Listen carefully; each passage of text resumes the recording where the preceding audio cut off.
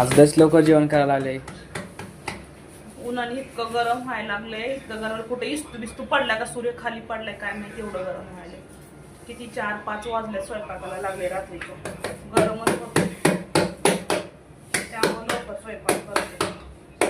आणि तुम्ही लेकरं खात नाही ना जास्त गरम जेवणात. रात्रीच्या जेवणापर्यंत थंड होऊन जाईल. हे माझी भाकर दाखव भाकर.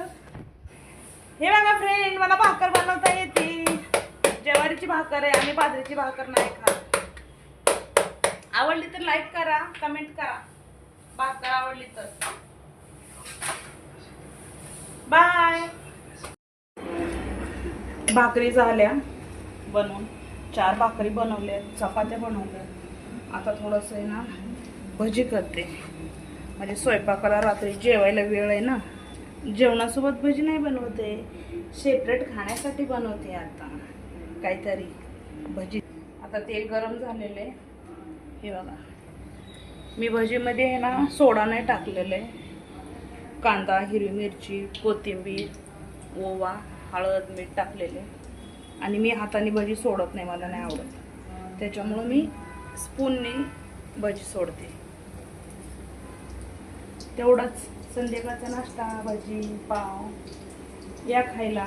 एका बाजूला दूध ठेवले गरम करायला कारण की भजीसोबत मी चहा बनवणार आहे. पातीला बघ किती करपवलीस. लक्ष आहे का तुझं? आता इथं लक्ष देऊ का तिथं लक्ष देऊ? दोन्हीकडे लक्ष द्यायला लागतंय. मला काय 10 हात नाही येत. 2 तर आहेत ना.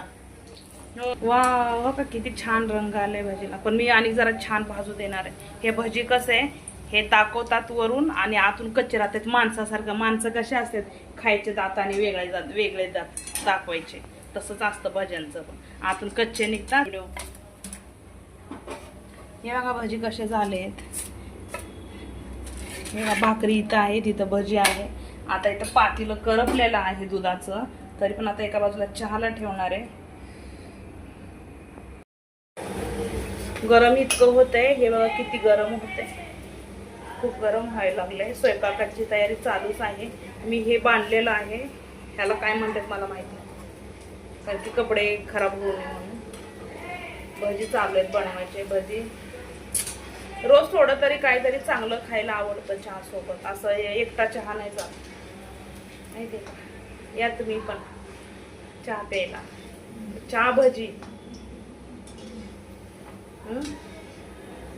कसे आहात सगळे? चांगलेच असाल. मस्त मजेत आहे ना तुम्ही?